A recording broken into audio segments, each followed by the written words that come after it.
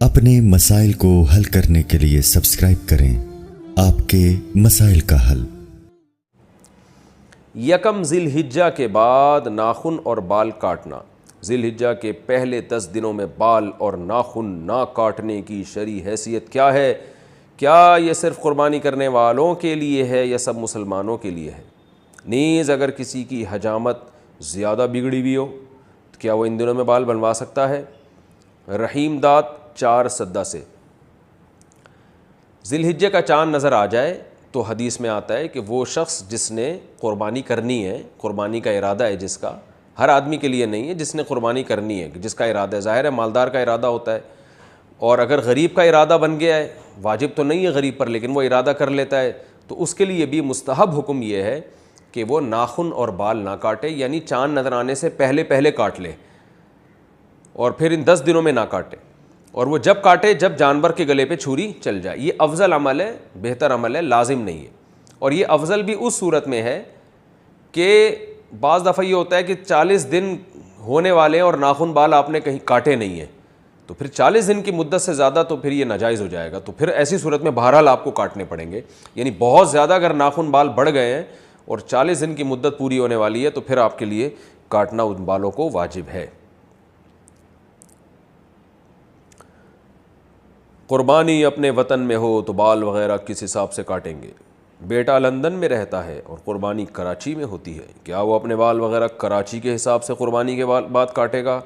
نزہت صاحبہ کراچی سے۔ جی ہاں، کیونکہ حدیث میں آتا ہے کہ جو بال یا ناخن نہ کاٹے جائیں، جو کہ افضل عمل ہے، واجب نہیں ہے، تو وہ اس صورت میں ہے جب جانور کے گلے پہ چھری چل جائے تو پھر کاٹ سکتا ہے۔ تو جب کراچی میں اس نے قربانی کی اور یہاں جانور کٹ گیا تو وہ لندن میں ہو یا امریکہ میں ہو بال کاٹ سکتا ہے۔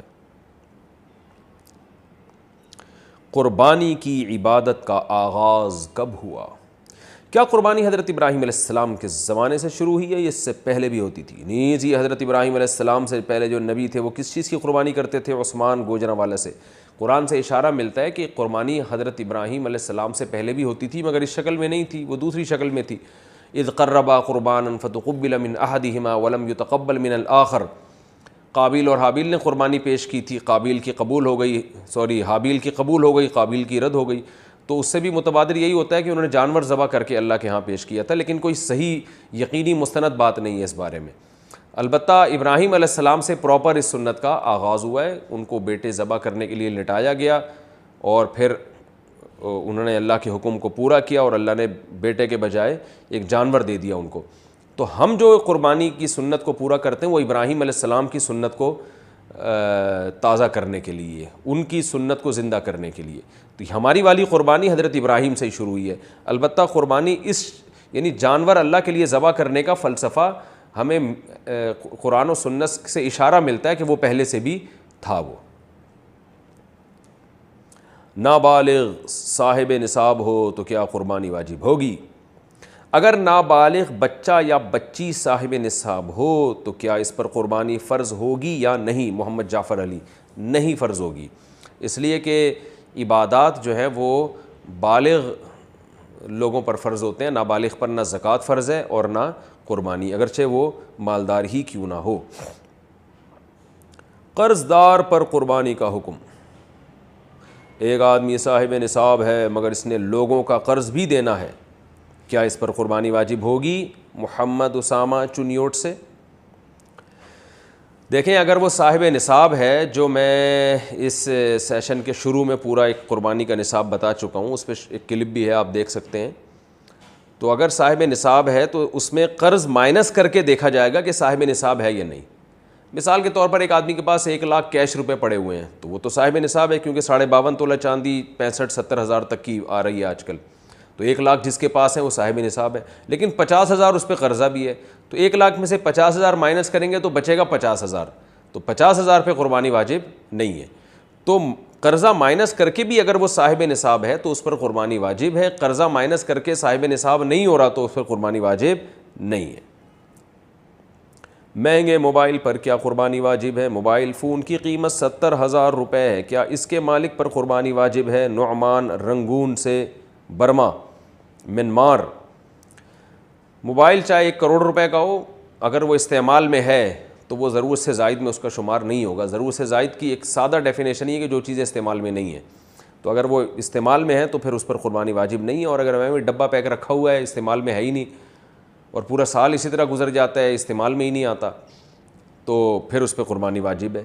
یا آپ نے موبائل بیچنے کی نیت سے خریدا ہے, پھر تو سستا سا بھی موبائل ہوگا تو وہ سامان تجارت میں داخل ہے, تو وہ نصاب میں شامل کیا جائے گا اس کو. قربانی کے بجائے غریبوں کی مدد کرنا کیسا ہے؟ کچھ لبرل لوگ کہتے ہیں کہ قربانی کے بجائے غریبوں کو پیسہ دیا جائے تو یہ قربانی کرنے سے زیادہ بہتر ہے. کیا ایسا کرنا جائز ہے؟ اور کیا ایسا کہنے والے کے ایمان میں کچھ کمی واقع تو نہیں ہوگی؟ محمد یوسف ملتان سے.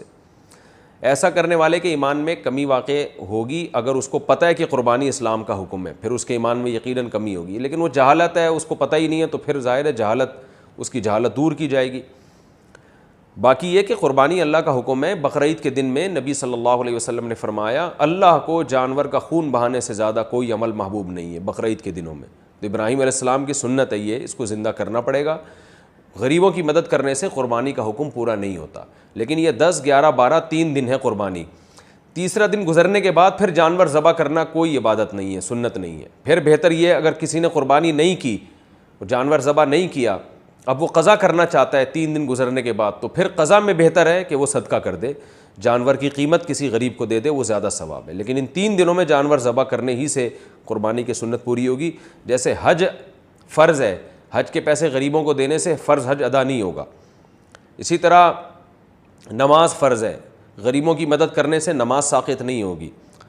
اور شریعت کے جتنے بھی احکام ہیں وہ آپ کو پورے کرنے پڑیں گے. تو بالکل اسی طریقے سے قربانی بھی جانور کے ذبح کرنے کا نام ہے, وہ جب تک نہیں کریں گے تو یہ فریضہ اس سے سبکدوشی نہیں ہوگی.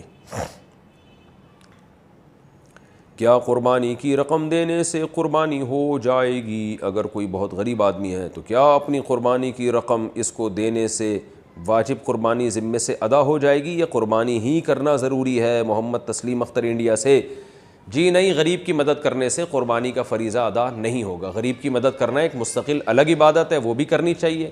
اور بقرعید کے 3 دنوں میں جانور ہی کاٹنے سے قربانی کا فریضہ ادا ہوگا, غریب کی مدد کرنے سے ادا نہیں ہوگا.